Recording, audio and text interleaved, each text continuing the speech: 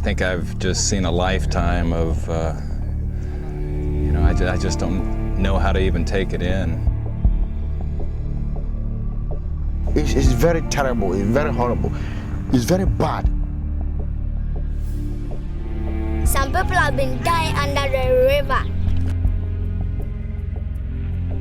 There are thousands of trafficked children in Lake Volta's fishing industry, the majority sold by their parents in exchange for money to buy food. Many of the children will work for 3 years or more, at rates as low as $20 per child.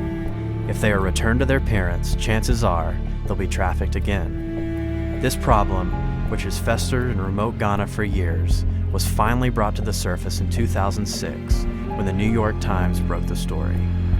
Pam and Randy Cope, founders of the Touch of Life Foundation, were visiting New York the day the article broke. And I think when I read that article, there was just something that, rises up in me as a mom to fight for these kids.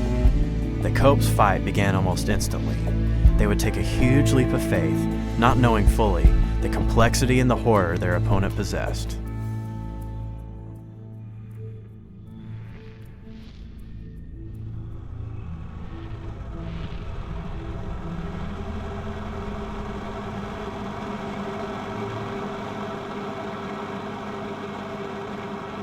If Touch of Life were ever going to have a shot at rescuing the children, they would need a reliable partner on the lake.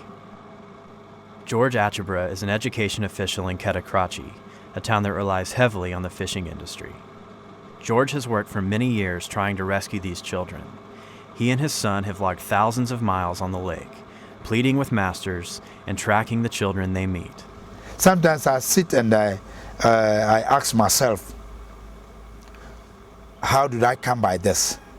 And sometimes I get to certain situations and I feel so much down. So I don't even try to understand why human beings are doing this. When you are saying something, someone else may take it very light. We hope each and everyone could witness what is going on.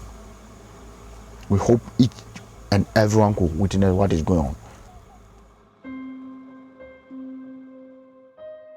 If you go under the sea, you'll be scared,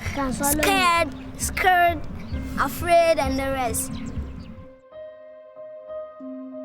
The children, some as young as 4, are forced to work up to 20 hours a day, mending nets, diving for fish, and bailing water in their constantly leaking boats.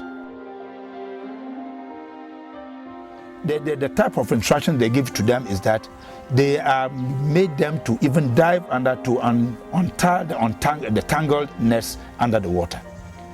Who knows what happens to them?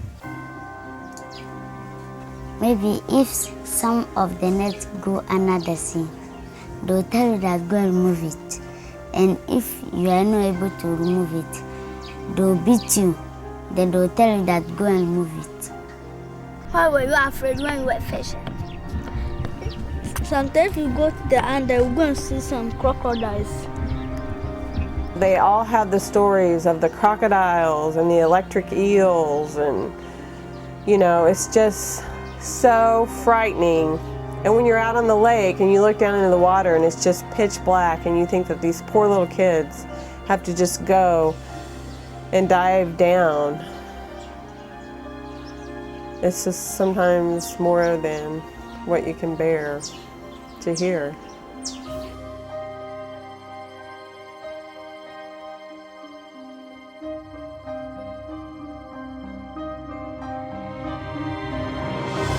So look at the time. They go very early, come late hour, then go late, come late.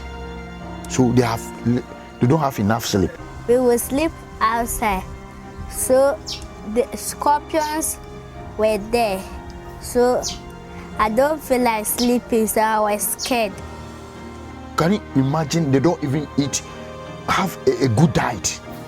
That place, we eat only once, but if you eat in the morning, in the afternoon, and the evening, we will not eat, and we'll go and sleep like that.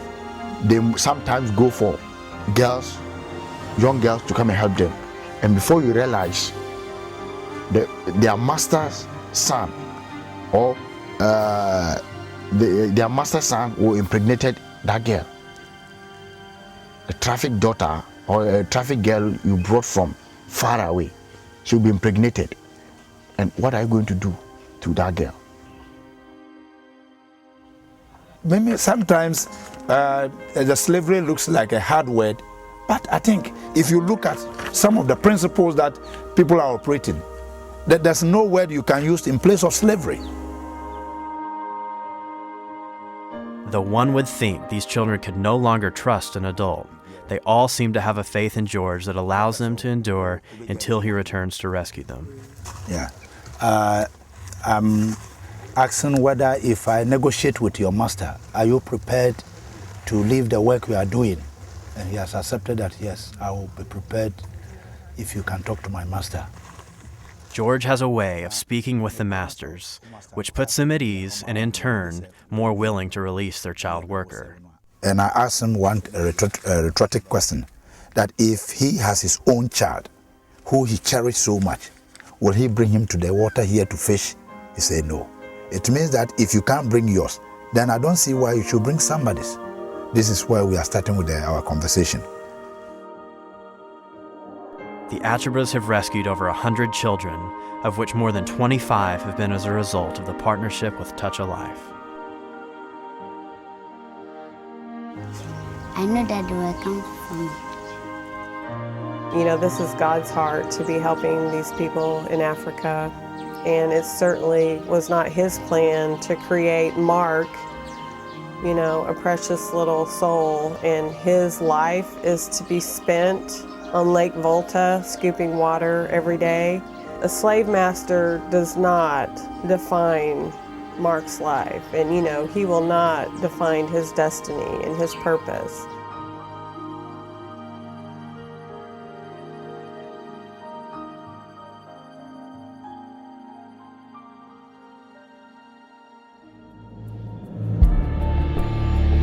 There is a problem that remains, and it could prove to be the most serious of all. Being one grassroots organization in a sea of slavery, once you rescue the kids, where do you send them? Sometimes you have no choice but to turn away from children that could otherwise be scooped up on the spot. It is this heart-wrenching problem that Touch a Life now faces. And I'm a dad. That's who I am. At the bottom of my being is I'm a dad. And for me to pull up beside one of these kids, that's what rises up in me, is the dad, and I just feel like for me to leave, to push away from them and to back out and see the look in their face and realize, I'll never see that child again, and that child is going to wake up tomorrow and the next day and the next day at 2, 3 a.m. and have to come out on this lake. It's hard for me to deal with.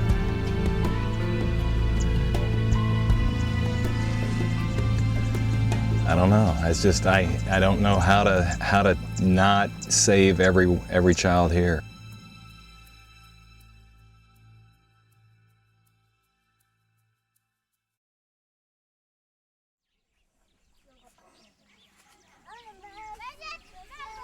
Touch a Life has faced this challenge by securing a pair of destinations in which to send the children: the Village of Hope Orphanage in southern Ghana and the Village of Life in Ketakrachi. Each provides the opportunity for rehabilitation and education, but both are at or are nearing capacity while the number of child slaves continues to grow. Because of the goal of putting an end to child trafficking on Volta, it is imperative to secure new destinations that will provide the tools necessary to touch these children's lives. My name is Mark. I am 6 years old. My name is Richard. I am 10 years old. My name is Sarah AC. I am 11 years old. 14 months these children have been off the lake, and we had a library session. And we went to the library, and every single child read their favorite book to me. It was like I was in heaven, because I thought, unbelievable. The children now have a home to call their own and a bright future ahead of them. So they are safe now. They are safe. People who we are rescuing are coming to become big men in future. I could tell you we have pastors, engineers, and doctors, a lot among those children. I want to be a bus driver because if some of my friends are at my hometown, I'll go and take them.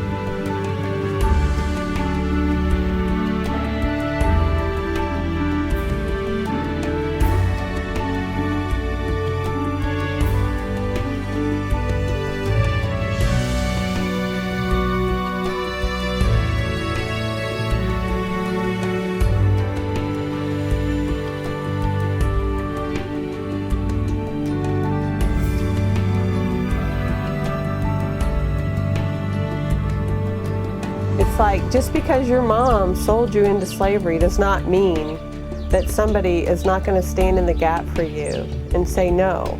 You know, you were created for something greater than this.